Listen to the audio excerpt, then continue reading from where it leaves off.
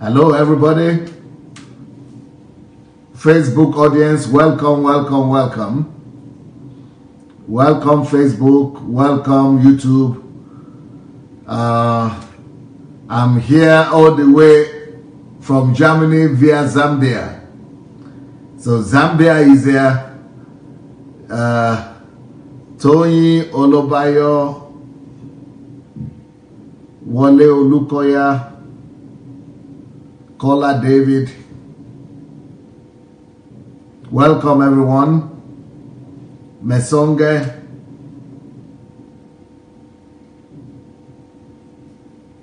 Mrs. Abiola. Samuel Audu. Welcome, welcome, welcome. Samuel Adebayo.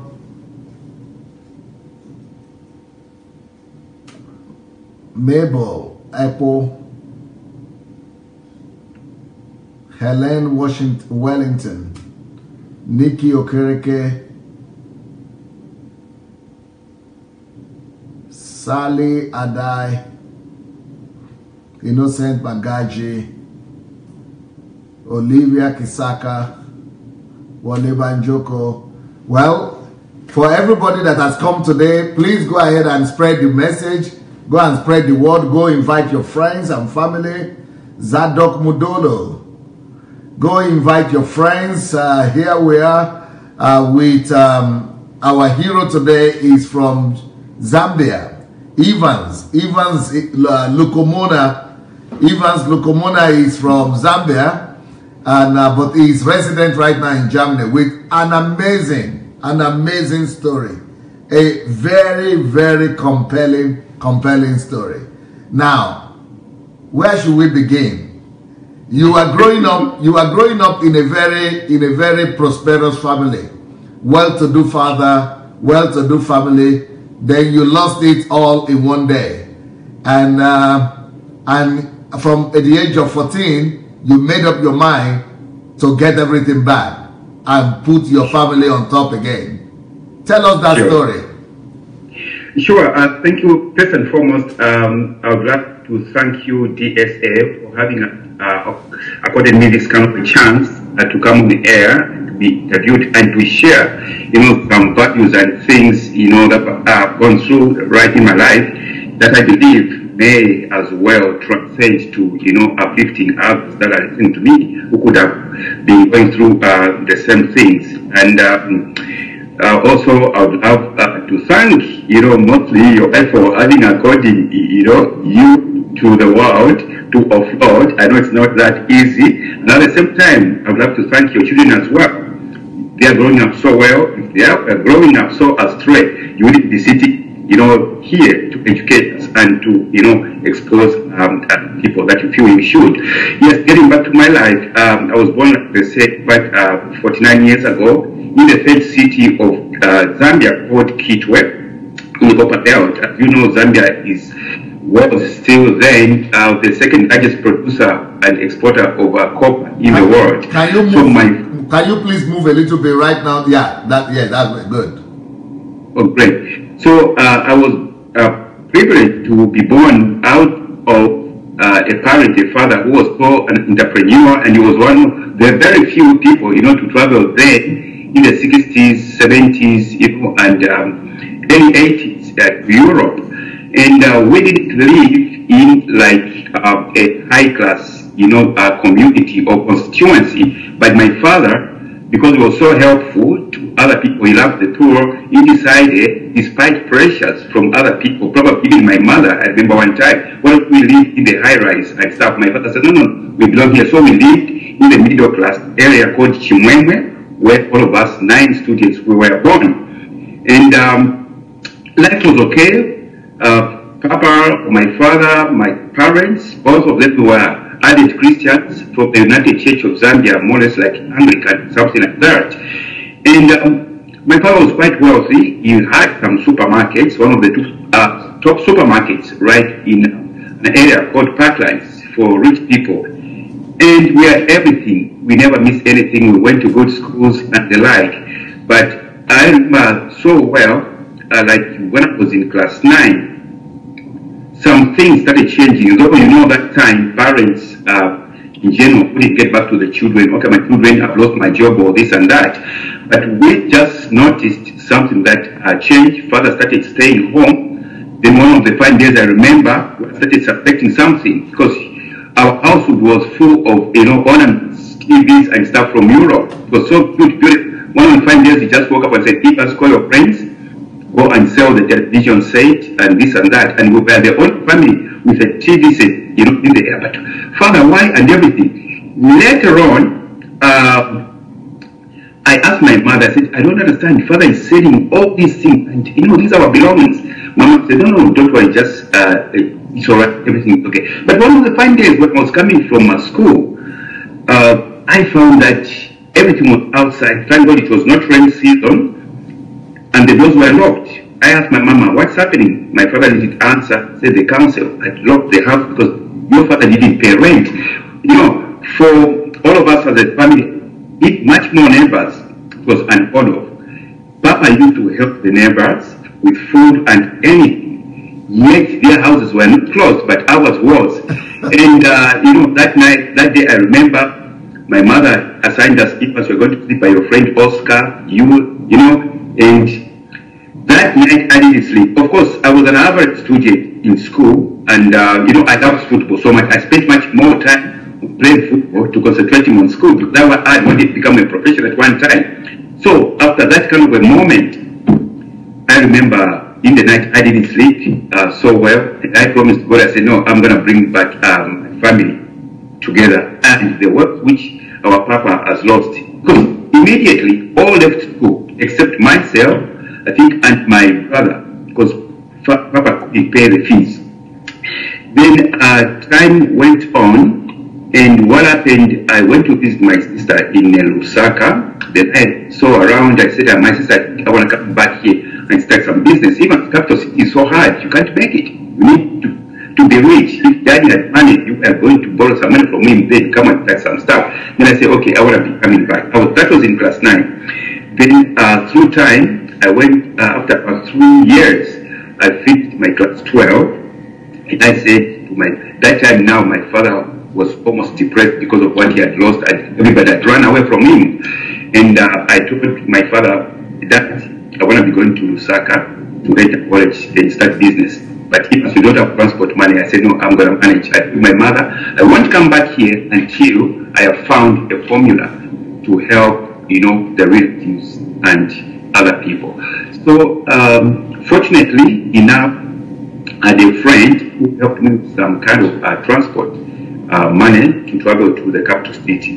And I went to Lusaka, that's our capital city of Zambia, and there I entered college to study science technology because my intention, I was among the people that were promised to go and further study in Saudi Arabia and later on work in, the Arabic countries. So I started studying. While I was at college, I remember life was so hard, and no pocket money and everything. So one of the fine days, I just, a friend of mine, my roommate, I said, "Come on, man, we can suffer like this.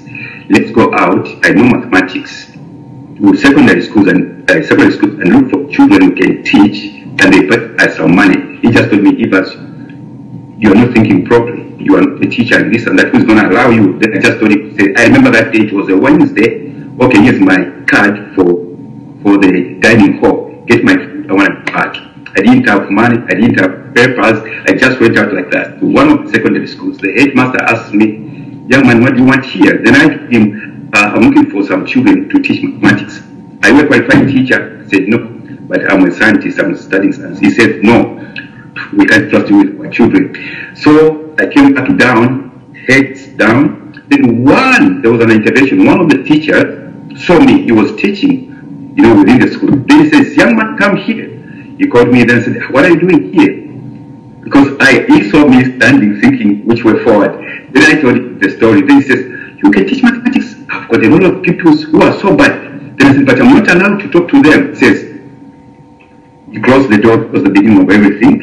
Then they talk to them whatever you want to talk to them. I told the boys and girls, Those who have got mathematical problems, 3 quarters of the class, I said, I'm the solution. I want to come on Saturday at this college, and I'm going to be teaching you.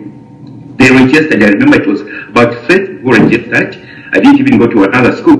That was a Wednesday. Saturday, I was oversleeping. I had forgotten that going to this school. On a weekend, neighbors came. Neighbors, there, a group of pupils looking for you. I said, come on.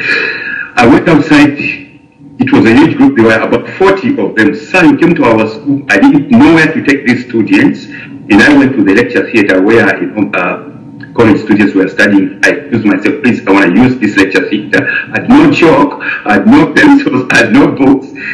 Then I brought all the boys and girls in that room. The DSL can't believe it because my specialty was mathematics and chemistry.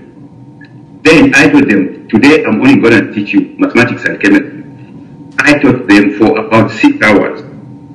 The word went out. The next Saturday, I had double class.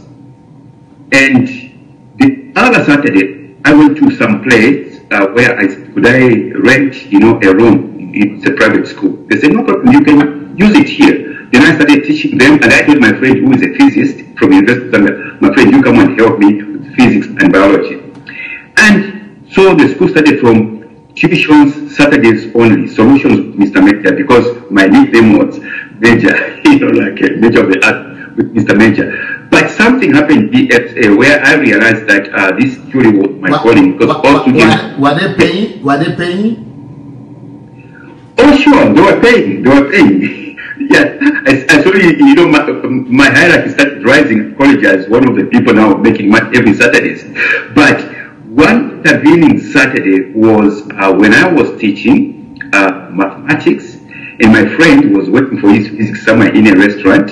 I saw a Mercedes-Benz parked outside, black Mercedes-Benz with a flag. Because in Zambia, when you see a flag, it's got something to do with the government. So came out the car, a tall soldier with a walkie-talkie or Walkman, something like that. Then he came direct to my door. Then he says, "It's sorry, sir, to disturb you." Then I said, "No," because in Zambia, to talk to a soldier, it's something you have to be answerable and kind of stuff. Then he says, "I'm looking for a gentleman called Mr. Major." And I was the one. Then I said, "Lord, should I say I'm the one or not?" Then I chickened out. I told him, I said, "Oh, Mr. Major, actually, it's supposed to be here, but he'll be coming." Then, "What time is he coming?" Then I said, "I'm not, but he's going to be coming." Then he went back to the Mercedes-Benz through the window. He talked something. Then he came back. He says, "Okay, when he comes, tell him we are going to come back, that I'm with the country's vice president's wife, with the daughter, because she heard about Mr. Major. She wants to learn mathematics from me." Then immediately I said, "I'm sorry, sir, I am the one." So the man said, "But come on now, my wife wasting time. Come on. Sorry, are you scared?" I said, "No, sir, I've never been approached by a uniform." So then he went back and he called Mrs. Mianda, what Jeff Mianda was, our vice president then. "Oh, this is Mr. Major himself. So, oh, my son, don't get scared. How much did you charge?" I couldn't even mention the figures, and she just pulled out brand new quarters, not counting. And I put them, my friend didn't know, what was happening. And the story started from there. The daughter joined, and thereafter I knew it was something really, really serious. And what do I do? Because after that daughter came, another minister brought another child, Saturdays only. Then I said, no, I have to open a school, parallel to my college studies. And I went to one of the former member of parliament ministers. What year was that? That was in 1992. That was 1992. Who was the president that time? That time the president was Frederick Chiruba. Yeah. Okay. Chiruba, he had just 1 year after, he had just taken over from our first president, Dr. Kenneth Kaunda, yes, who later on brought his grandchildren to me. So when that happened with our vice president, I realized this is God's calling. I went back, I told my friend from the University of Zambia, I said, I'm going to look for a beautiful school because now we are attracting the elite. Then I went to Mrs. Petronella Sanga. She was a great person in the government, in the first government, and she retired. She built up a beautiful international school. Then She asked me, young man, you want to rent my school? Look at my school.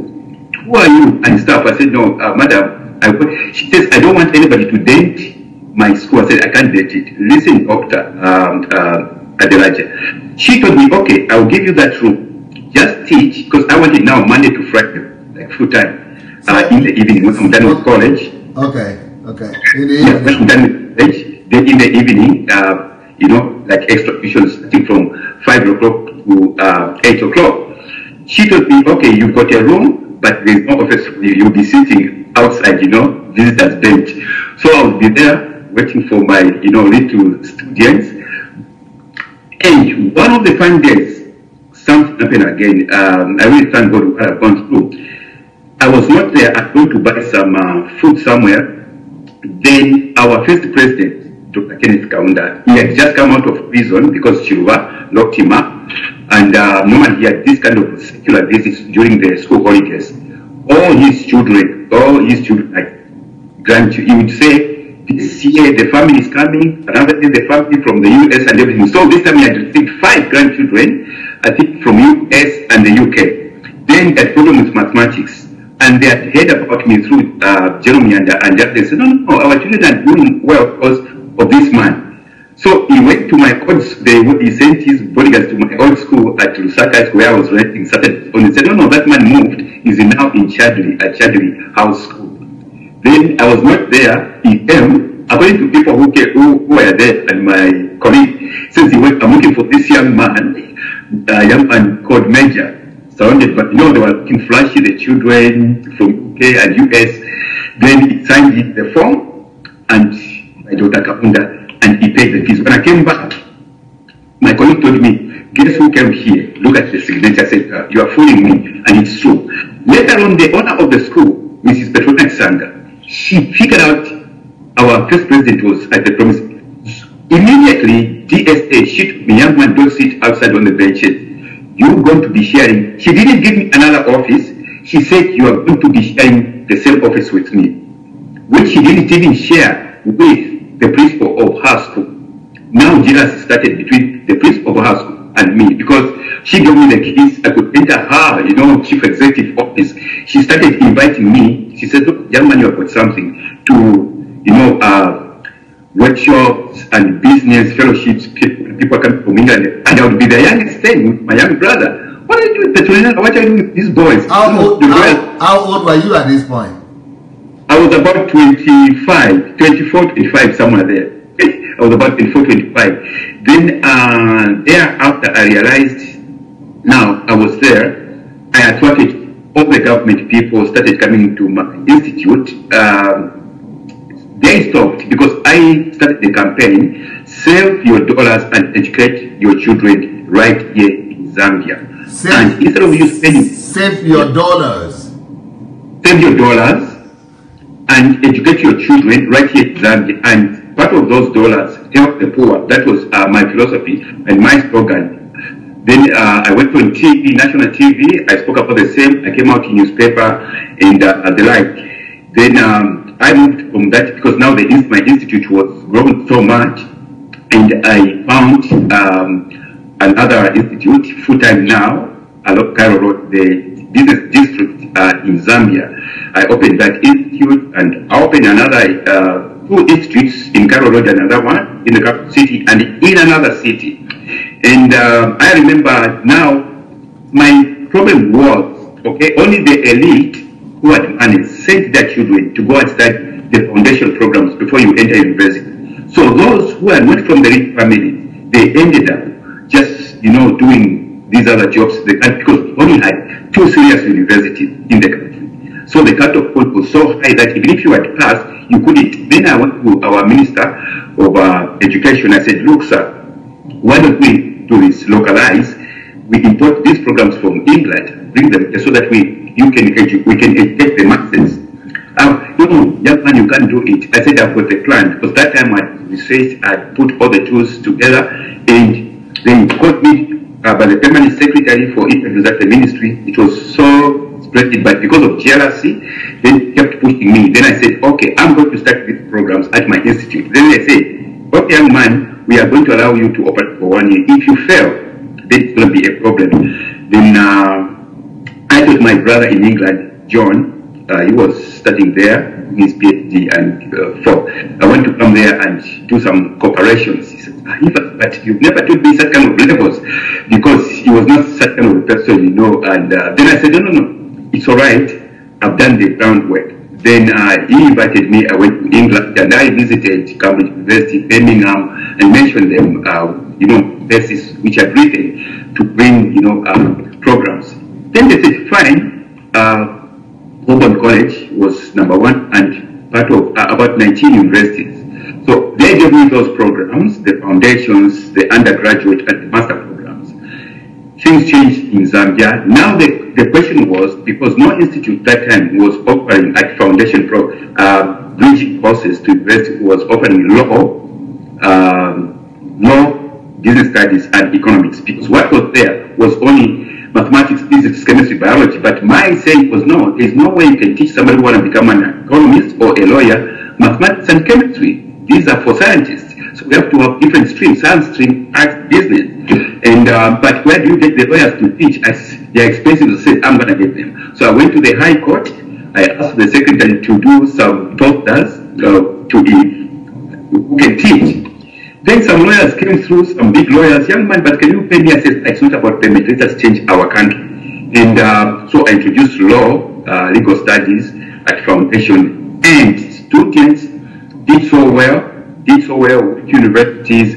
And one striking thing was that parallel, I introduced a department called the Free Education for Street Kids, First Kids. And I told the money that you are paying us, part of it goes to supporting the street children. It was very hard because the elite were in my institute. Now how do we, you know, blend together with the street kids? And I had to do a lot of workshops. I had to counsel these students. Something can happen to you, never know, you may be a street kid as well. And until later on, they got accepted. And United Nations pledged to support me through the street kids. Though later on, things couldn't work out. The government hijacked my project, and so on and so forth. Thereafter, my project became international. It came in magazines in the United Kingdom. We were rated as one of the best institutes. Then I remember going to the government, because my focal point was to build the very first private university in Zambia. Now I was going towards that. Everybody was proving me, had proven me right. And I went to the Mrs. Jimpanga, our Minister of Lands. She even gave me piece of land share, and the government is going to give me $50,000 to start settle. This is a bigger. Then thereafter, it never came to pass. It never came to pass. And the Chinese now were coming so much to in Zambia. That was around now 2002. And I was really against, because they were taking off everything from Zambia, everything, jobs. Then I got involved not as a political activist, but as an educationist. I would create forums to discuss what's happening in the country, and students would comment and everything. Then I didn't know that had it that, some factions, someone here and there. One of the findings in 2004, I was at the British Council with the Canadians discussing, the school reforms and the like. So I was one of the speakers there. And my phone rang. Unfortunately, I had forgotten to put it off. My phone rang. It was my vice principal, Mr. Mulenga. It said, I didn't pick. I just, meeting, serious meeting. Why should you call me? Then it rang. I said, oh, come on. So I was about to go. I told my secretary, Doreen, I said, please, you talk to him. He knows what I'm doing. Then Doreen just called me from the British Council. Sir, this is Mr. Sir, we are losing everything. Can you come right away? I said, what do you mean? There are trucks, police force, trucks and trailers, they are parking computers, because I had built my institutes for no loan, no single money. I built everything just from a ream of paper which I printed, distributing under it until I went through.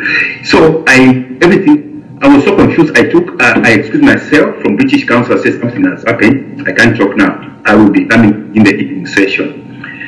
I don't believe my eyes. I talked to one of these police forces. What's happening? Don't talk to us and everything. I called my lawyer. My lawyer came. He was trying to, stop, and everything. Nothing happened. As I was doing that, that was in Lusaka Kai Road. As I was doing that, my phone ran from another city. This principal was running the Panda show at that time. Sir, could you come to Nora today, tonight, or tomorrow? Then I said, no, Mr. Panda show. I'm solving a problem here. We have got, we are surrounded and this and that. He says, no, that's what is happening here as well. I really thank God for my strength. I said, what could be this? So I said, okay, hang on. When we solve everything, I can travel $2. That's how I wrote everything. There was no clue. Then I received a letter from the government that I was not paying tax, but my records were as plain white as this paper. Taxes were up to date, everything. I lost my money in the account.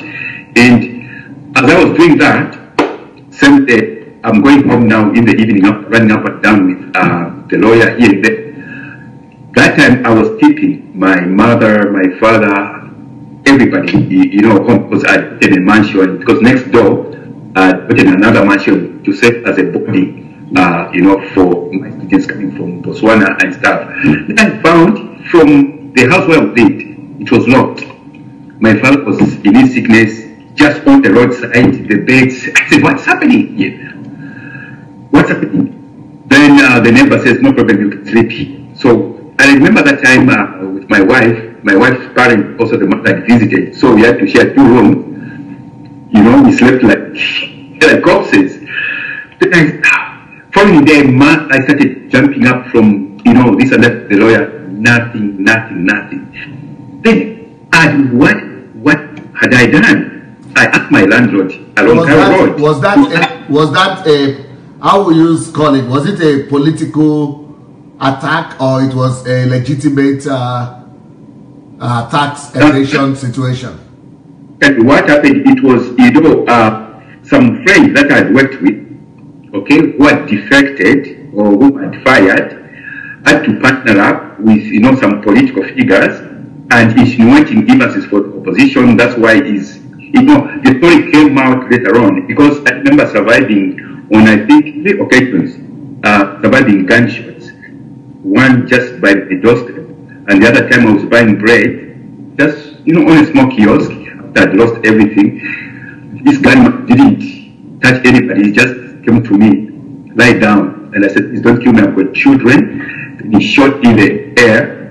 He shot again twice in the air. And he didn't say anything. He didn't tell me anything like, this is what you've done. And he left until people woke me up and I died to my home. So, up to this time, then one of my cousins who worked for sorry to say this, because cases are, were in courts, and who worked for the you will call also the president, so I'm not supposed to mention his name here. Just tell him, no, Evans, just keep your life. You've got children and everything, don't get involved into it. I said, I've never gotten involved in anything. I'm not a politician. When we talk about politics, it's just references, about economy and kind of thing. Because I was so much a big voice, there was that kind of a perception. Then I couldn't retrieve. Lawyer started resigning. I get this lawyer today. He just calls me, Evans, I can't represent you. And why, sir? I'll pay you some money. I will pay you. No. Another lawyer, 2 days, I can't represent you. I think I changed about 6 lawyers until nobody wanted to help me. Then I said, let me start looking for a job. I was qualified to do, the job teaching. Nobody had to give me a job. And then my sister, that was 2000, around October, after now lost, my wife was gone, and I was coming from somewhere. Why did your wife leave? Because you lost everything? I should think so, yes, DSA, because I'm sorry to take on media and for some other people, to understand and learn from my topic. I had done everything to my wife. She was pushed by her mother, whom I loved so much. Because she had no father, and I took her mother just as my mother. I did everything, even without the knowledge of my wife. I would send money, trying to build a house in the village. Then later on, my wife's cousin, whom I kept. When I found that she was gone, I said, "Are you guys?" Because I entered the bedroom, everything was gone, everything was clean. Then he told me in the morning, "I'm sorry." She was forced by the mama to leave. Why should you there just back and go? But I remember pleading her, coming back for months and months. I couldn't see my children just from a distance. It was so hard. Even the time I was coming to Germany, she couldn't allow me to see, the children properly. Just 1 second, okay, I'm going. They didn't know I was coming for 10 years. But I thanked my sister. She said, "Give us, enough is enough." So for now, dad is dead. Dad died. Mama died at the same time, same year, my sister. So then my sister, German Christian, she was already married to a German doctor and was already here 12 years. She says, "Come and try it in German. I know you can make it, my brother." So when you lost everything, that same year, your dad died, your mom died, and your sister died. 3 people died in 1 year. Yes. It was really a tragedy. It was really a big tragedy. It was really a big tragedy. Then I had to say bye to my children, and I just said, "Let me go to Deutschland." Though a lot of people thought in Germany it's a hard country, difficult, you can't pick it. My brother was calling me from England. He was now a doctor, lecturing in university and some colleges. He had opened his college as well. Come and work together. And I said, "No, I think I want to try. I know UK system, US system. Let me try to complete myself with Germany." And it was hard when I came to Germany. First 3 months I was with my sister and the brother-in-law. I told them, "No, I have to go on my way." She pleaded me to stay until, my roots. Then I said, "No, I don't want to be disturbing you, and I can make it." So I started renting 1 room, because my sister paid for me that 1 room, and now to feed my children. They were to come to Germany was going to be harder because you couldn't speak the language. Yes, because in fact that was one of the things. I couldn't speak the language, and normally when you are looking for something, you just have to be forced to do it. Within that first 3 months, I started learning the language through YouTube slowly and online, and I subscribed by some institute. Though I only did the first part 4 weeks because I had to find a job. Now a hard job, at Crow Company, it's a car company washing cars, and I remember it was winter. It was winter, snowy, and it was outside, with gloves, using hot water which could turn from 100 degrees Celsius within 10 minutes. The water is freezing, and I told my boss, I said, "Come on, I have to do 100 cars and 50 cents, something like 50 cents per car." But I had no option, because at the end of the month, I think I would get something like 250 euros, which was nothing. So I would ask my sister to be, "Okay, you can be sending everything, then I will be giving something for food." So I would send, 200, and tell my sister, no. I send 200 to my children, then I keep, something for myself. From there, I joined, somebody invited me to go and work in a big restaurant, a German restaurant in the outskirts of Hamburg, Outland. They promised me I'm going to be getting 800 euros. I said, "Oh, this is a breakthrough and stuff." It was now more than hell, because I would go there, sleep there from Monday to Saturday, work 24 hours, which I would calculate back into like 3 euros per hour, which was nothing. And when I came back home, which I rented, people didn't even know, because when I came back on Saturday evening, because I was so tired, I would sleep Saturday evening, Sunday evening without going to church, only waking up on a Monday when I have to go back. So I became like this. I couldn't cook. I had no energy to cook. So I worked there, I think, around 1 year. Then I quit. I found another job in a restaurant. Now it was in the central. I would work normal hours, and I started making some good money there. I had no work permit.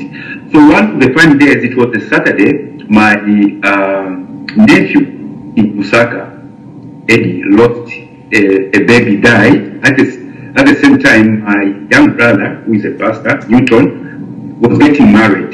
So before I went to my restaurant to work, I went to an Afro shop to buy a scratch card so I could call Christine, my sister, from she had gone to Zambia to witness the wedding. I wanted to tell Christine, please don't do the wedding, cancel until you bury the boy, because the wedding was in another city again. You guys, you can get down here.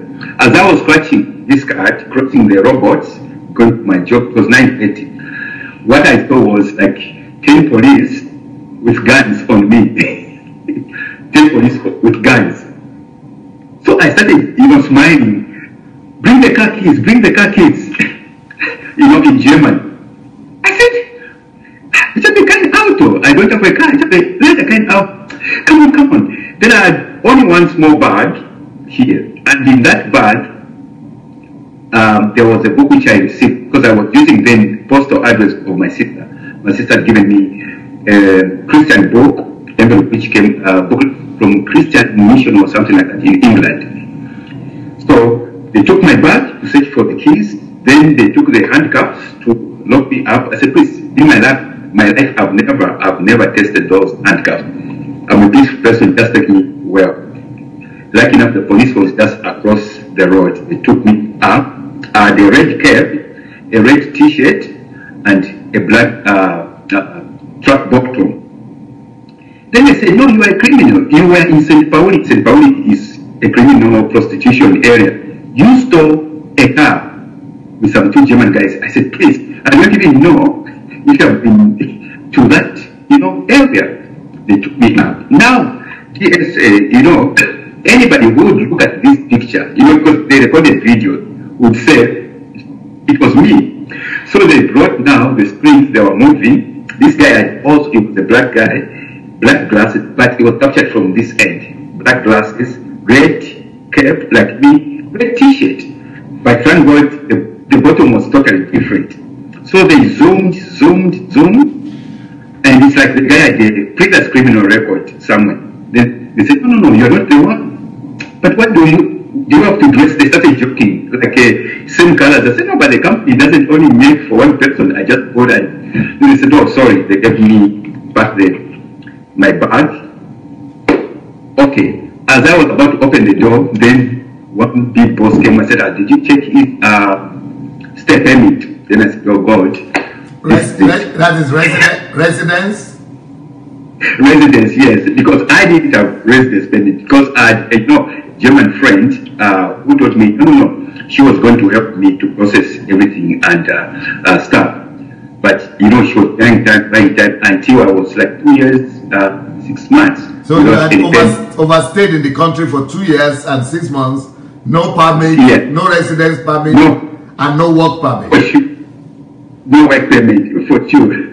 So normally when they control you, it's not control. They control you like that. You're even 2 days, next day you are on the plane going back to your country. Then I said, no, sorry, I don't have a permit. Then they said, no, how do you survive? I said, no, my sister and this and that. They said, he said, check his fingerprints. They checked, normal. It was a screen, clear. They said, unbelievable, unglaublich means unbelievable. Then they started finger, left, right, left, clear. They took my toys off my feet. Everything was clear. They caught me like around 9:30 in the morning. They finished all the processes just to make sure on me like 20 hours. Then they drove me to a prison. I was alone. I didn't know where I was going. We drove like 1 hour.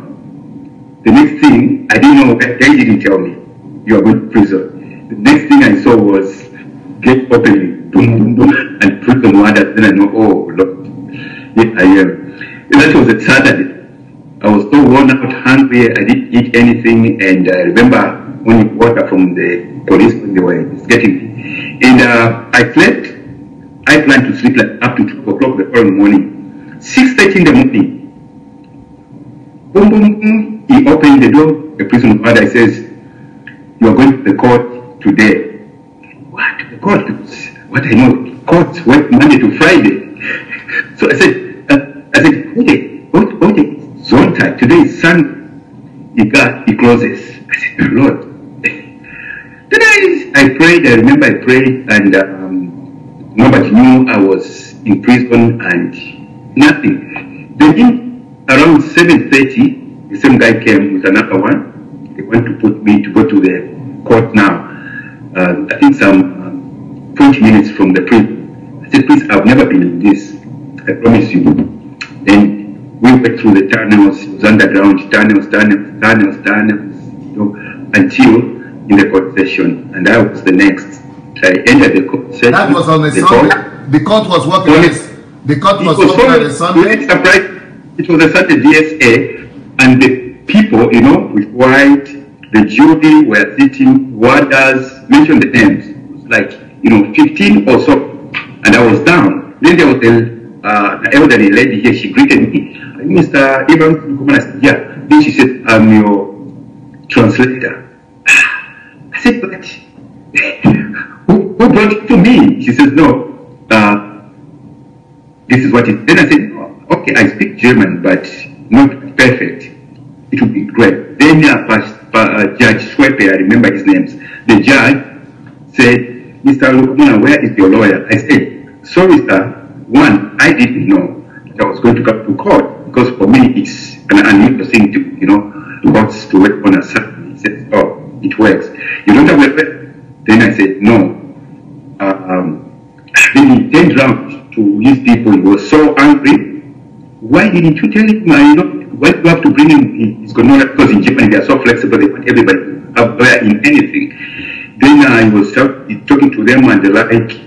Then he says, okay, you go and bring your sister, come and sign a bill for you. I'll send you back home. Come back with a lawyer. And I said, unfortunately enough, my sister is out. What about your brother? Oh, he's also out of jail. Then he says, I'm sorry, I have to keep you. And then I said, what about, can pastor come? Then he decided to say, no, only those two. But sorry, I will keep you here until. Then I told him, I intervened. I said, but your home, I can talk, you know, over myself. Then, sure? I said, yes. Then you start, mind you, we are recording everything. So I gave all my background, everything. I spoke for about, like, you know, 20 minutes. So he shook his head. I remember, it's only that, you know, it's not allowed to, you know, that's why I started gathering some confidence. Then he says, wow, unbelievable. Why should, you know, your country let such a person like you? That said, I didn't say anything. I said, oh, anyway, it happens. Then he says, do you have any contacts? People who can, you know, who knows that I tell some people that you are here. Then I said, yeah, but they are in my phone. And the way your phone, my phone is with the police officer somewhere. DSA, he came from there, he told people, he came down, he put me, let's go. We went to the police warders, he got the phone, gave him back his phone, he gave it to me, switch it on, I switched it on, then he gave me a pen and paper to write all the numbers. I wrote, I think, about 20 or more numbers before he could go. Then he said, okay, I will be going home. When I go home, I'm going to call you know, all these people for you. But I just want to tell you that I'm going to assign a lawyer, a friend of mine, to you. She's quite good. And I want you to lead a good life in Germany. Because being already I'd known, if you had overstayed for 2 to 3 weeks, then just 2 to 3 weeks, there's no, you know, like, let's discuss and then appeals and the like, you are deported. It's called a red button. You are on a red button to go back home. Then was no. So, okay, I said, thank you so much, sir.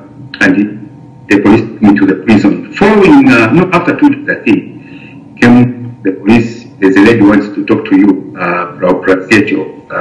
my lawyer. Then she was in the queue. To my amusement, you know, I expected a serious discussion, like how do we go about it. I wanted to plead that, madam, I've got children and everything. I want to start my new life here. 10 minutes we were talking about social life. She said, I'm told that to play music in church. I said, oh yeah, I play some keyboard and some guitars, I sing too. She says, you know, with my husband we got a studio. When you come out of prison, can you come and do it together? Then I told her, I said, madam, but my case is so serious. Then she says, no, I'm going to come out.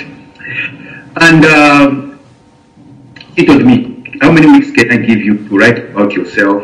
I picked it up and give it to the government. She said, then I told her, I don't need 2 weeks. You can give me 1 hour. I'll write a post about myself. Then she said, okay, I'll come back tomorrow. Then overnight, I remember asking the prison warder for more papers. Normally, you're allowed to get 2 papers maximum to write a letter to your family. So I told the prison warder, I need about 50 papers. He said, no, it's not allowed. I said, no, I want to write. My lawyer asked me, I want to write something about myself. He has to do. Then he consulted and they got me a ream of paper. So overnight I wrote everything, references to England, I've cooperated with.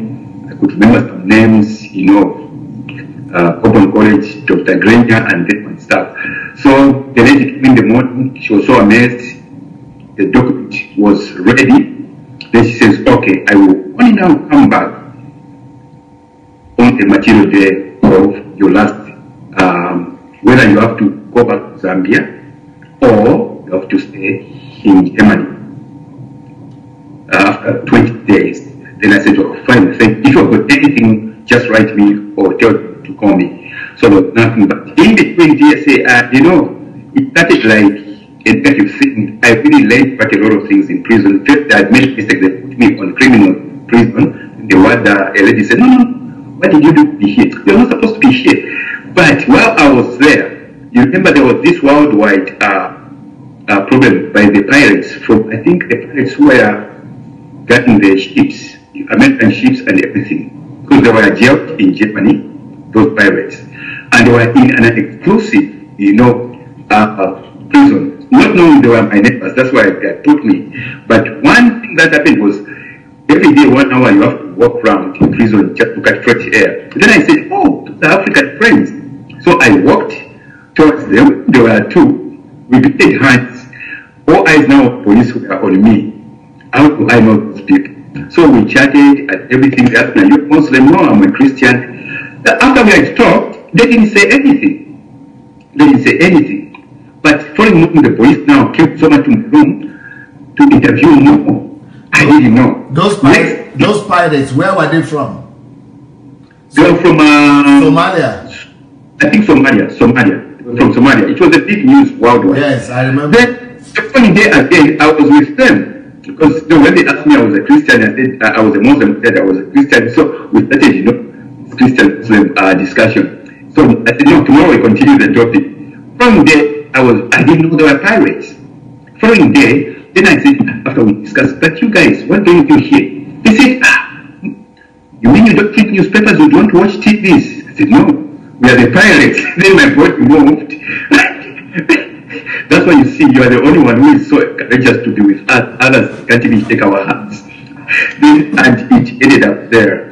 So to cut the story short, DSA, inside the prison, a member of us, I asked for a guitar. I told the prison what I want to send for a keyboard to play. No, we don't allow instruments here and like.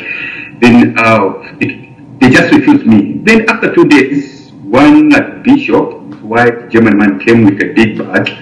Mr. Lukomona, I said, yeah, one time you requested for a keyboard, but I am a chaplain. So this is a guitar you can play and bring it back. I said, oh, thank you. But that prison was full of Muslims. I think I was the only Christian. So when I was playing loud, quietly, everybody would come, oh, play loud. I said, do you like Christian music? So I became, a superstar in prison, and they gave me my own fridge. This was now free. The prison mothers, they started calling me Mr. Director because I started evangelizing, especially to young boys, because most of them were drug addicts. And they were calling you Mr. What? Sorry? What were they calling you? Mr. Director. Mr. Director, yes, in the prison. Now, this was confirmed by my brother-in-law, Dr. Folkman, my sister. When they came back after 20 days, like tomorrow I'll be in prison for decision making, in court, decision making. So, a day before, families come. It's a long, long queue. He told me, even you really shocked us with my wife. When we came, it was a long queue. People registering their names. I want to see this one.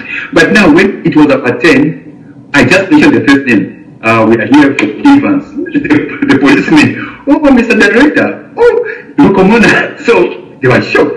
They brought me, and normally we were supposed to be in a pool, talking through telephone and everything. So me, I was given VIP. I went there to meet my relatives for tomorrow's session. My brother-in-law asked me what I should tell the court because they had written in my letter that we are going to cross-examine you about Evans. So what should I tell the court? I said, Lars, you know me very well, and don't try, just tell them the truth, what you know about me. Because before he had married my wife, my sister, that time my father was in depression before I came to Germany and I was doing good. My mother entrusted my sister in my hands. So, you know, he by my place for about months before they got married, before I went back to Germany. He saw the kind of life would be with me in my office before I lost everything. So he knew me so well. Then the material day now came. This was another God's intervention. I was my lawyer. So what happened was from the prison, they were packing people in big buses. It's bus cabs, 20 they go, 20 they go. Now, the buses finished, and I was the last person to go to the court. So they said, we are going to delay him. They gave me, they were laughing, you know, police were saying, for sure you are misdirect. They gave me a private Mercedes Benz with the police to drive me. One police was driving, two police officers, they want to put me. I said, no, I can't run away. So they put me in the middle, one here, other one here. We go, I didn't know that many people missed me. The police force had gone where I was staying with my photos. Do you know how you know to take a risk, you know, about me? How do you know this person? But the responses, they got all over where they said for me. They just said, no, we miss this person. We miss this person because I was involved in helping children with mathematics, you know, music, and this and that. And you know, so everybody missed me. And when I came out of this police car, the court outside was so full. I saw, you know, people from church, neighbors. How did they know I was in prison? And we went into court. It was full. And another judge, the prosecutor starts, says, this man has to stay in prison for 1.5 years. He overstayed, he's indicted. Why did he stay long without submitting himself and everything? So she put her case. Then my lawyer was holding my hands.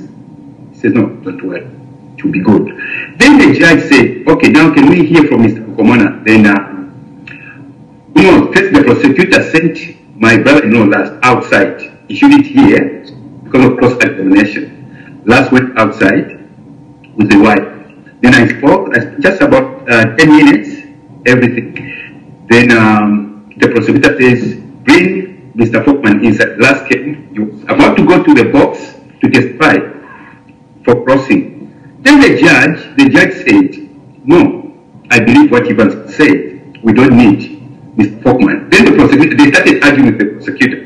No, but that is ungrounded.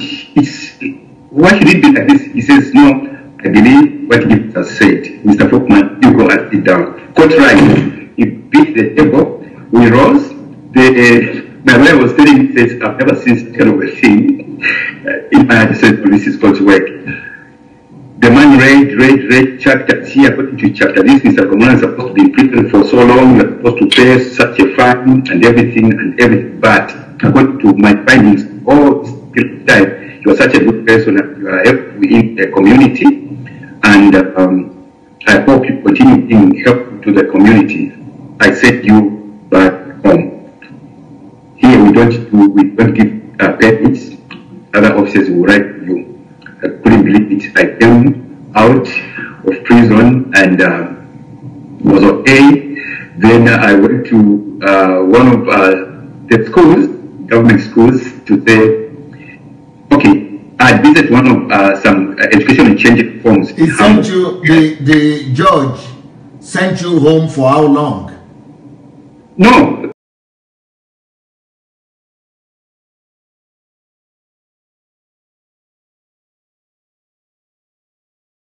Just forever. There was no condition, even nothing, no condition.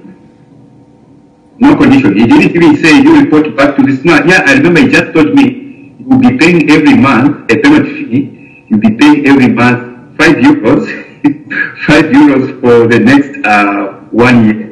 that was the only payment I got, €5 per month. He said, if you can't manage €5 per month, then you have to do like manual work somewhere and stuff. Then I said, no, I'm going to do it. Then I knew I was a free man now. I went to one of the schools where I could, just as a freelancer, help teach English and give some motivations to pupils, because I'd done such a lot in Zambia. Then I started with one school, and they won't be, you know, children are trying to be racist and stuff, because in Germany, I mean, to find a black teacher in an institute, it's unheard of. Then, children, the first time they loved me so much. After 1 week, the principals at what they call principal's desk. You are speaking English to them in the school? I was teaching English, yes. I was teaching English. Of course, I could speak German, but I was told, please don't speak German, otherwise they won't concentrate and the like. Yeah, so from one school, then I started receiving emails, about 10 schools or more.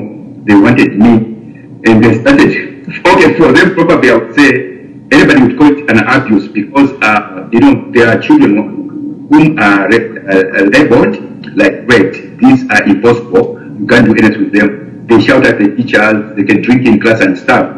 I remember God is being assigned to Romantic Institute School with these students.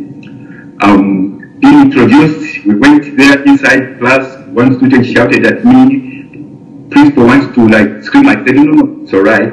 Everything is okay. And he's going to teach you today English for 2 hours, 90 minutes, 5 for 5. So they looked at me and stuff.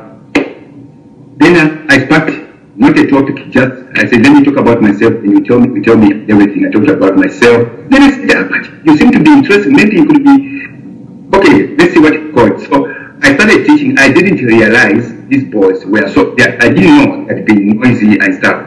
They were so quiet that, because the principal told me, if they do anything, come on, ring the bell. They were so quiet. Then the principal got worried. No, this is now almost 2 hours. Mr. Lukomona is not coming to report anybody. Then she came to open the door to see what I was doing. Then she screamed at her,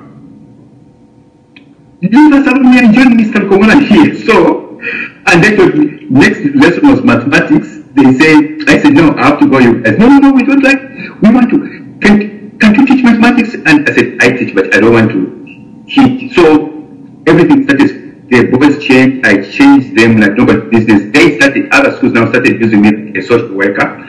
You know, down students, yes, they would call me, parents would come. I just tell parents and the teachers, give me 5 minutes. Because for me, 10 minutes is enough to change such kind of children. Because I have to use my, you know, the experiences from my background, which environment I saw in Germany is not there. You know, children are just doing whatever they want. They're not like the way we have grown up. Don't do that. Sometimes we are weak. You know, so I'll use those references or pivotal powers to change them. So a child who didn't scream at me, what do you want to do to me and everything? The parents are watching us at German parents. Then I told them, say, look, it's your life. Okay, it's not your mother's life or your father's life who did this for you. What kind of a job do you want to do? You want to be working in restaurant? No, I want to be this and that. They just pen and paper. Simple advice, which is because there is no career masters here in Germany. They just do what they want. You mean if I don't go to school, I can't get 5,000 euros per month as a salary? No, you're going to be working in the supermarket, 600 euros. That will change. Are you okay now? Are you going to be good and stuff? Are you not going to fight your mother and father anymore? No. So give me fight. So did the school admit you to work there after that? Dear say, you will not believe it. Before I come to that, so when I was doing all these things, now the government called me for another court session, okay, where I should get now work permit. So this court session now, students said we are going to, they didn't know I was not getting any money with whatever I was doing. Pupils didn't. So they came class 4, class 5, class 12, this one fixed. The court was full when the judge, the other judge now, finished. He opened the door to come us with the secretary. What are all these doing? Then my lawyer said, no, they came to support us, they are students.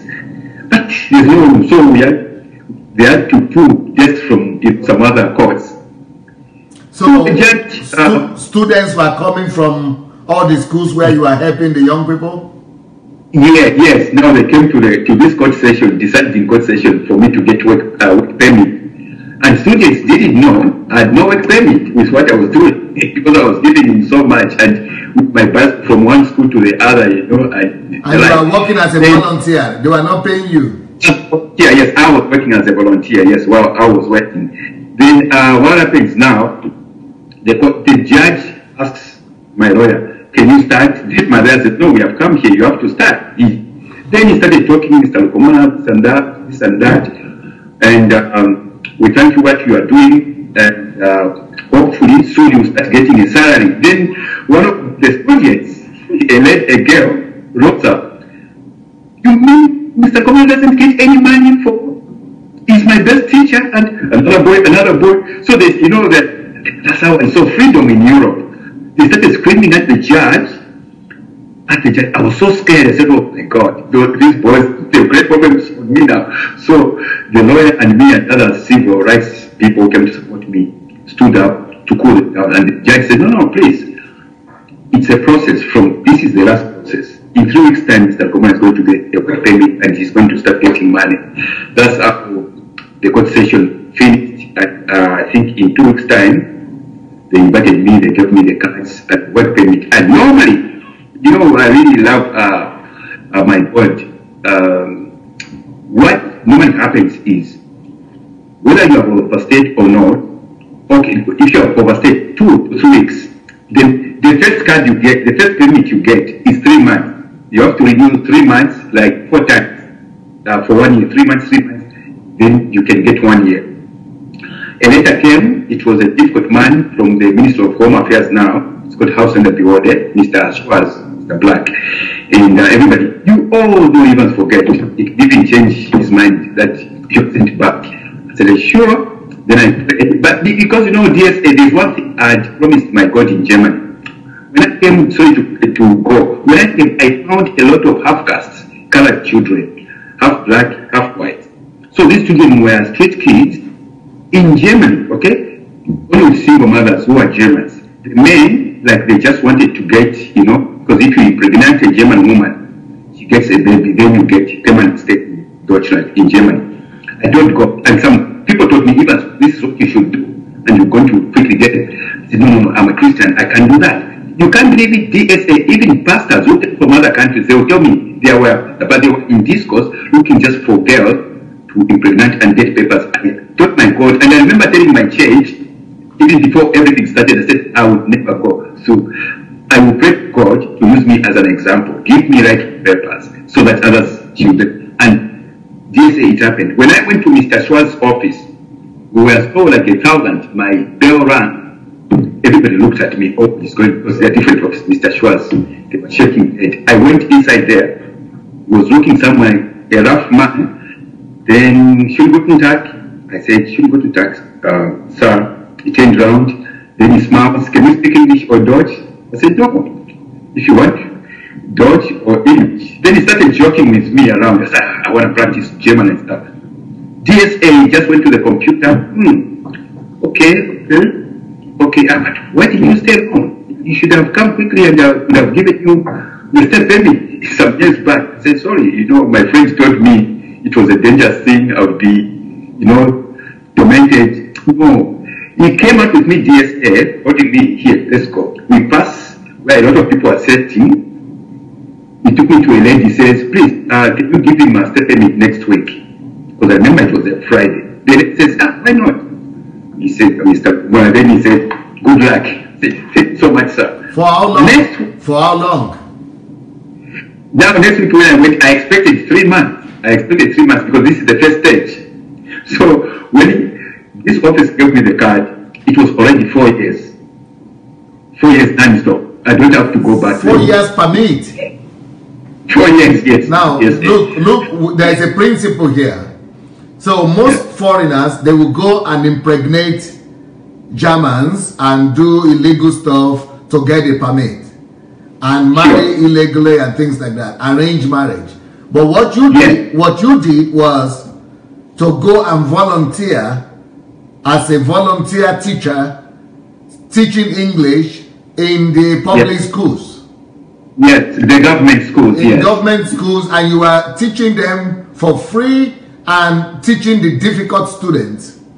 Absolutely, yes. So you became you were making such a good impact on the students that the students themselves were now supportive of you, that they went to court to plead for you, to intercede for you. Yeah. So in the court day, there were so many people who came to support you, and the reputation you had was for how many schools did you influence? How many schools? I was teaching in 6 schools. 6 schools. 6 schools, 1 hour each? No. I would do 1 hour here. It was not like every day school. Like today, I was teaching 3 schools, 2 hours, 2 hours. Then tomorrow, another 3 schools, 2 hours, 2 hours. It was like a round robin like that. Sure. So you are doing 6 schools. So 6 schools, I think the reason why they were able to give you the 4-year permit immediately was because of the good reputation you were hearing. I mean, you were having. So all the government people had heard the report about the good things you are doing in the community. So this is a very good example for everybody who is a migrant in any country, that if you will go and use your gift, if you will go and and do good and use love, the principle of love, the principle of kindness, the principle of service, and that those are the principles that open the doors for you, that even though you had violated the law of the land, you had overstayed for 2 years, 2.5 years, yet they did not deport you because you had done so much investment in the community, you have brought so much good to the people, and you have resolved their problems, and now that volunteer work that you had done had opened the door for you. And so many foreigners would not like to pay such a price. So many foreigners just want a quick fix. They don't want to contribute to their community. But because you are ready to contribute, that is why the Lord bless you like that. So after you got your permit, what did you begin to do? So when I got to answer your prior question, when I got my work permit, my first thing was, let me choose now maybe just 2 schools where I could work and earn my income. To my amazement was that when I got my permit, we applied into the schools. First, I wrote emails to all, thanking them for their support. Now I've got my papers and work permit for 4 years. And I'd love to select a school which I would be attached to full-time, or 2 schools part-time, but I can still once in a while come and help with motivations or social working your children. Then all the schools where I'd worked just told me, because there was a change around the same time, the government reduced the budget of schools. So all the schools could not retain me. They couldn't keep me. They told me, no, sorry, Mr. Lukomona, we cannot employ you because now the reforms stipulates that the money budgeted into the educational system is lower for trainers. And I was really disappointed a bit, but then I just took it that way to face a new level of life. One had obtained the state permit, therefore, and work permit. I could use my expertise that I've had already before as an educational businessman. So at that time, what I did was I founded a diverse learning institute where we would do some exchange programs at the same time looking for jobs now in other institutes. And I was, I think after about a couple of months, I was lucky to be invited to teach the soldiers, the Marines. It was a deal between the German government and the Algerian government. They were building the warships, the submarines. So they wanted technical English, and because also that's my expertise. So there were somebody, who had gotten a job there, told them about me, and they invited me for interviews. They viewed me, and the following week I was training, the soldiers, the colonels, majors, and them in this kind of area. And I trained these soldiers, I think, for 2 years. Yes, for 2 years in Hamburg. Then they were transferred to another city. They took me with and had a good time. You are teaching them. You are teaching English or what? I was taking technical English. Technical English. Okay. Okay. Yes, related to marine. Yeah. So is that why is that what you are doing till now? What I'm doing now, yes, I still teach technical English and business English at the same time. And parallel to that, we introduced what we call the University Foundation programs, which we are going to be teaching right in Germany in English for those who want to, at the end of the day, do their bachelor's or master's in any German school. And that's why I told about the institute that I registered. So the teaching, we are open to the programs. I think after next week we are having our first intake, because in Germany there's only been foundation programs or they are called university entry programs in German language. So you have to do 1.5 years the language. You get C1, then you go and do the foundation for 1 year. So already you have lost 2 years or 3 years just to prepare them. But with my institute, I went to the state and told them that I want to bring the Cambridge system here. He said they are going to do the A-levels, which are going to be examined by the Cambridge University and in English, because these students we are targeting are coming from outside Zambia. Like at the moment now we have got some applicants from India, and all these are English-speaking people. They're not ready to go through this language program, then they come into foundation. So they just come with their English, which they have got already, and they do the A-levels, within 1.5 years, and we take them to the university. So how did you hear about DSA though? About DSA? Yes, that's quite interesting. Actually, way back in Zambia, I think in the 90s,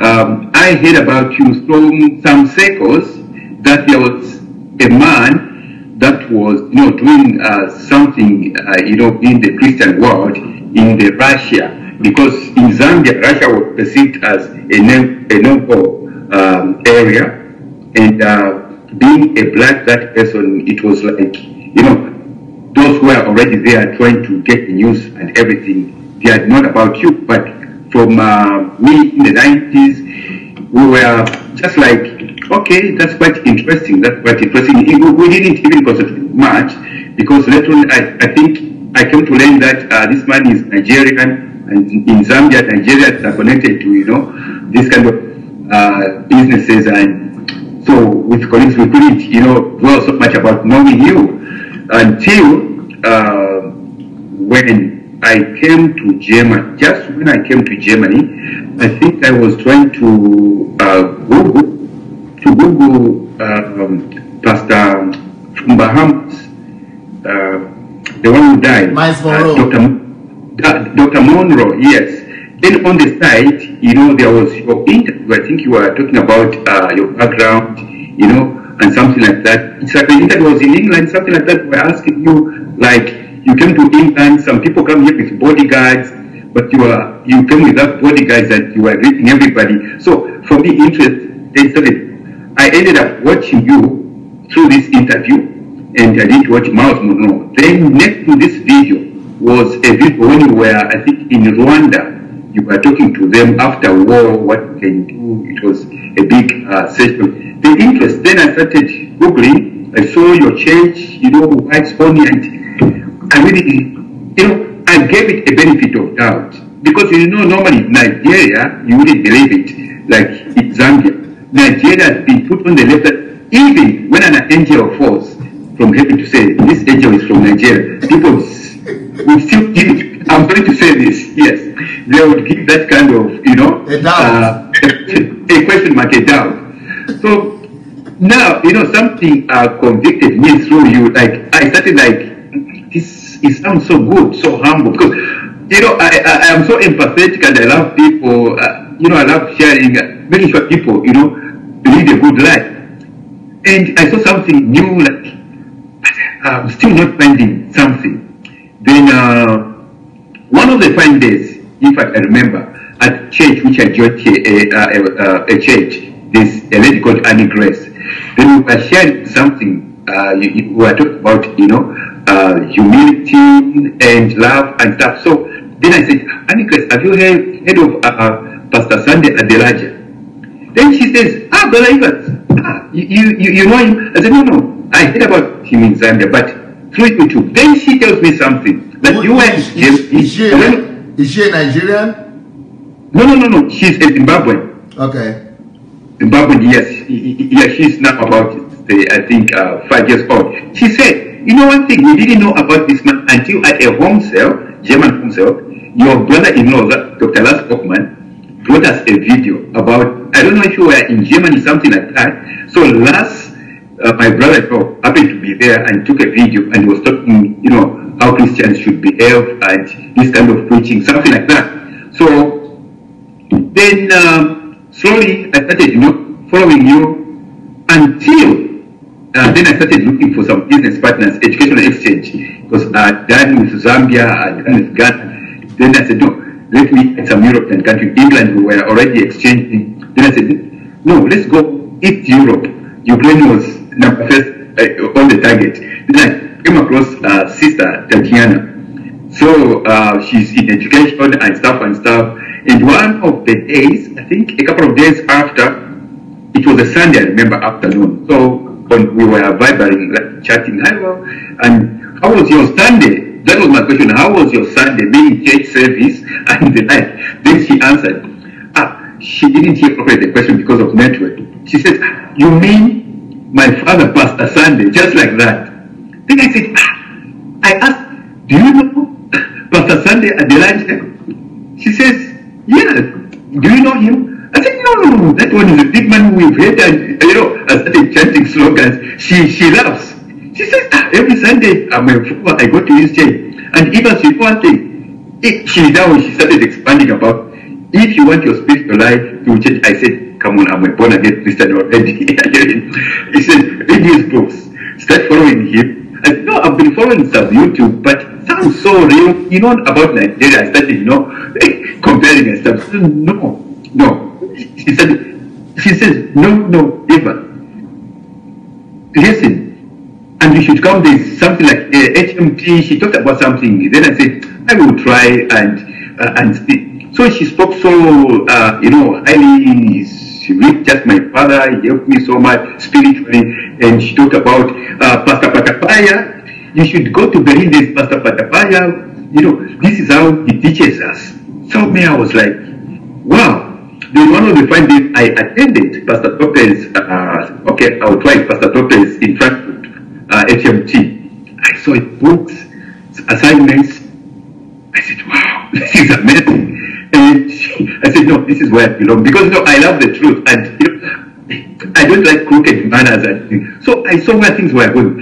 I saw, Pastor Santos followers from different cities who had come for this in Frankfurt, how they were testifying, everything. I said, come on. We are taught in church just do this and that, commanding, like just following blindly. But these people, they are so how do I put it? They are independent. They have got independent mindset. I said, I belong here. I mentioned, no, I testified as a businessman. This is what I've gone through in life. They are giving me numbers. No, read this book, and so that kind of thing. But Natalia in Hamburg, I started going there. Eventually, I started helping them playing the bass guitar in church. It was just a family of, moral successes, business successes, spiritual successes, not hidden agendas, and I just loved it. That's how I attempted now. And these were all white Europeans and Russians and Ukrainians? To my amusement, yes. To my amusement, like in Frankfurt, only me and Pastor Tope were the blacks. I remember also with Pastor Tope, before I went to Frankfurt, first he was invited by Pastor Tara in Hamburg. I was singing, playing. Also later on he confessed, he said, when I came, I said, no, who is this? black man singing Ukrainian songs and playing guitar. So for me, really, I said, no, this is something real. You know, I thank God that kind of discernment came. I said, no, this is where I belong. This is where I belong. This is really where I belong. And I started, of course, I told my church, it's an African church as well. And I didn't hide. I said, oh, you guys, because we start 14 hours here. I'll be starting from somewhere in the morning, then I come here and continue with my keyboard and everything. So this is how I came to know, really, I think, what are the transformations that you have experienced since you started listening and following DSA? Oh my God. Honestly speaking, DSA, I would say the main thing really that I can underline, because there are different aspects, spiritual transformations and social transformations. From social transformation aspect, you know, when I lost everything, first it was my father. He was a giver, everything. I mean, he was a great person. He's taken away like that. He lost everything. Then it was my elder sister. She helped everything she lost. The husband just kicked her away. That she died like so poor and stuff. And you know, I was asking God so many questions. But why God? Why should you take people who are caring after, you know, lives and who are Christians? Then I came into the shoes as well. I became so wealthy. Bought my mother the same house and my father, you know, which was low furniture and everything. Later on, I had to lose everything as well. So now, I'm a forgiver. I love people. But there was something before I started listening to some messages I'm going to mention, which was in my heart. I'd forgiven, but our revenge through succeeding so highly in Germany that those who did things to my father, who was even relatives, who ate from him, ran away. Also my sister, they ran away. You know, I will show them back. But then later on, I listened to your message, which, you know, you talked about being hero worshipped is dangerous. That's really a striking point.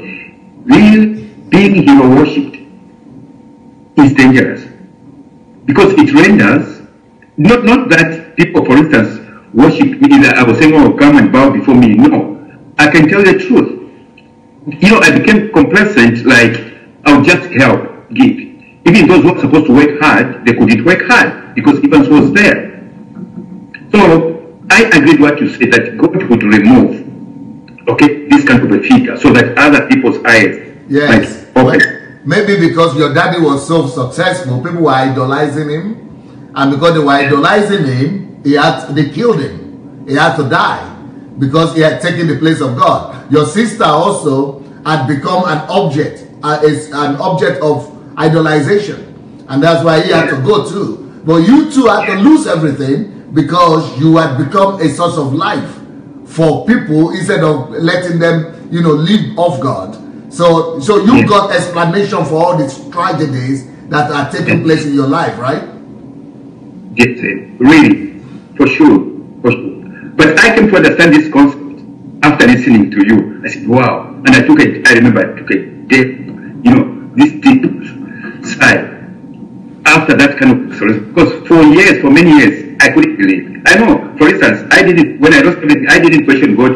God, I'm a good person. I remember when I lost everything, I just prayed, and people were saying, you lost everything, but you are still smiling and everything. I said, what can I do? God took me, and He took away.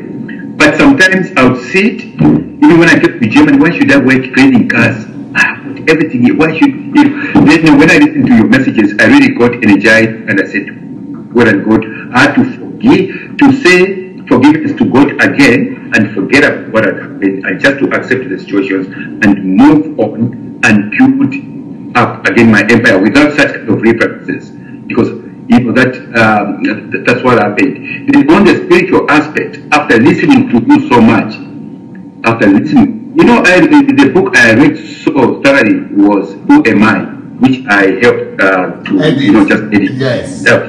Yes. Though even that time when I was editing, I wasn't so much into DSA thing, you know. It was just, okay, let me help that. But message, especially, you know, especially your lifestyle, okay? Because what I believe in, you can't give to other people what you don't have. You can't advise other people what you never experienced, especially personally. And so your story really impacted me so much. Only 2 people I can remember that those stories have really impacted my life. Your story and that one of Leslie Brown, you know, this motivational speaker. When I was growing up, I didn't know there was anything to do with motivational speakers and everything. So your story, Leslie Brown's story, like, well, see, this is my background, so I should move on. If these people, DSA could make it, Dr. Brown could make it, I can make it as well. So you had to change your mind about Nigerians? Honestly speaking, if Francis, there's a guy here, you know, I lived with some time, I said, you know, I had to change my mindset about Nigerians. And I told him, Francis, not all of them. There's this man, Evans also, he started following you. He says, but where has this man been? Francis' question is an engineer from Cameroon, here in Hamburg. So, you know, for me anyway, I wouldn't say you came late, but probably you just came at the right time when this kind of transformation is going on. And that takes me to the next level of how my life changed after listening to you.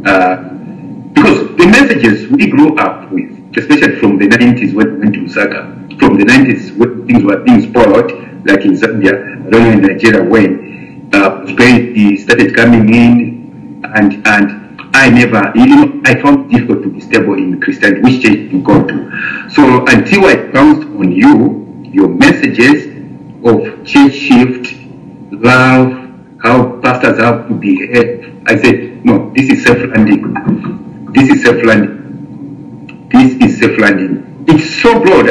It is so broad to itemize right here. Just your messages can change the world. If just a handful of pastors, DSA, would come out like you have come out, not even citing, you know, mistakes they are making. If they would come out like you have come out, the world would be a peaceful world. The world would be a peaceful world, DSA. What have you decided to do with this message, and what have you started to do? Oh my God, yes. And coincidentally, just to say something, because I moved slightly 20 minutes from Hamburg, central Hamburg, to another quiet city called Schwarzenbeck. And this is where I registered and launched an NGO called Vikatane, means Zusammenhalten in German, or let's hold hands together for the better. And one of the departments is we sing for God and spread the word of God, apart from, you know, helping refugees and African orphans and widows. So with DSA, Twikatane's first point is to air your messages, pre-recorded messages on radio. Already we are in touch with, they started airing.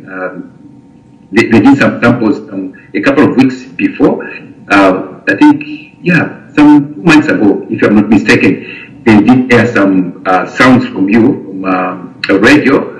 And also, we are starting the newspaper with, of course, I started with some colleagues, but they got scared in Kitwe, Jonas, you know, and them. It's like you know, put it bad. I partnered with another entrepreneur in Zambia. He was a manager director in the big newspapers, the time of Zambia 4 years old. He opened his own media center. And when I sent him your messages, he says, Mr. Evans, let us start publishing a newspaper, and we put them on air. So this is what we're doing. For me, I'm not promoting DSA, I'm promoting the kingdom. Because this is, ever since I was born, there was a gap of period of time where things were okay.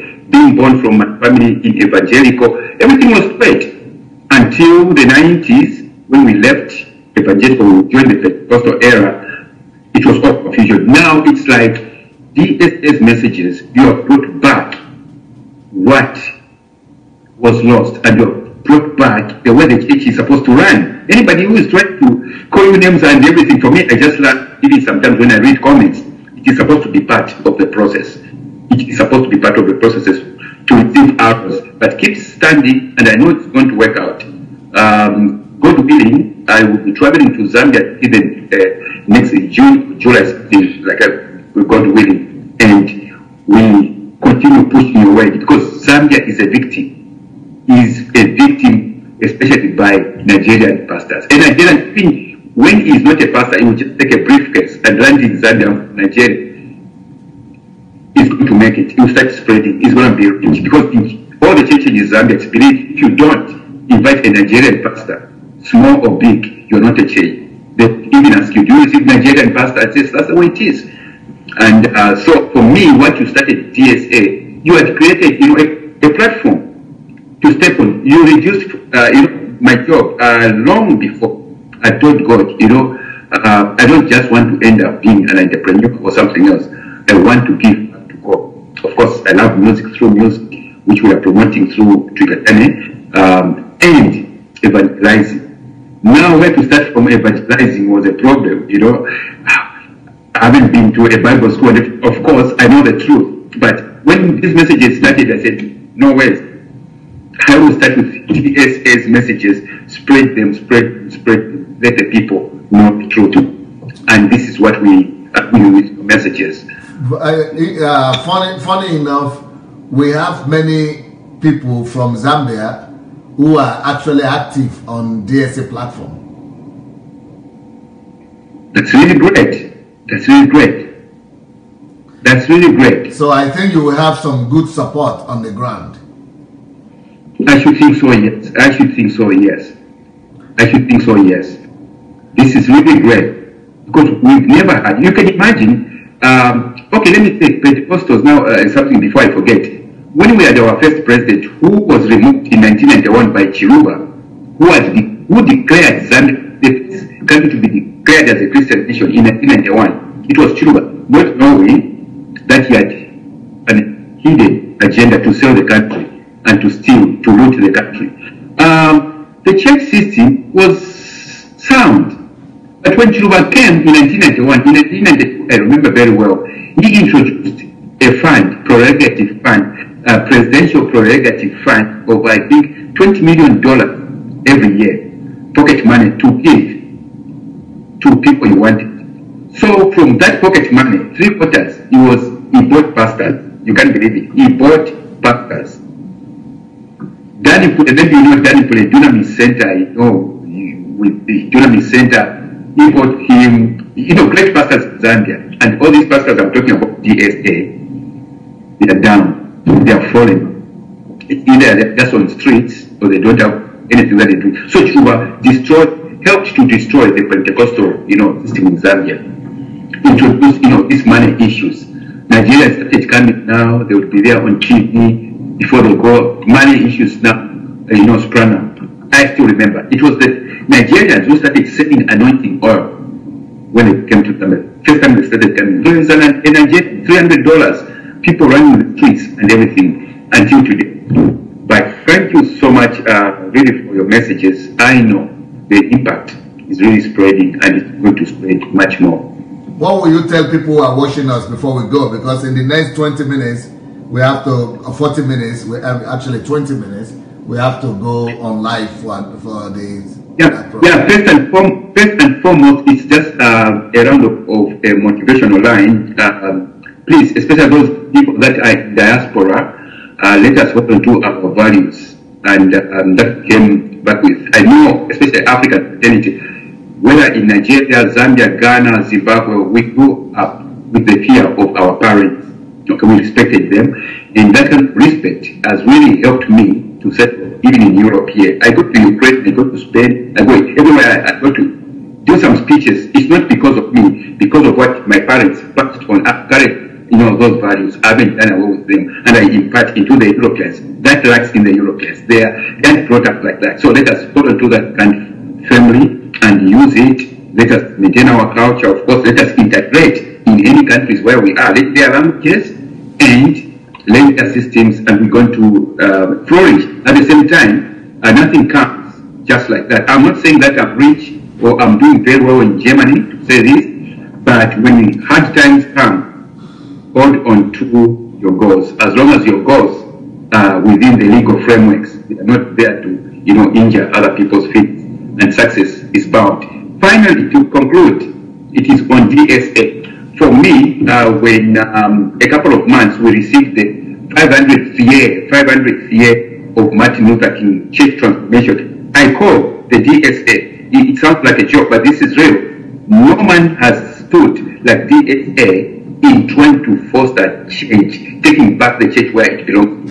So, all those that are listening, whether you are following DSA, whether you dispute and everything, thank God the scriptures are there. DSA doesn't just speak from his own end, he's always referring to the scriptures. And it's so easy. Follow DSA, read his books, and your life will never be the same. Not just your life. This is one of the things that I've seen with us Africans. We center everything on me. Let us think of our children's children. This is my worry.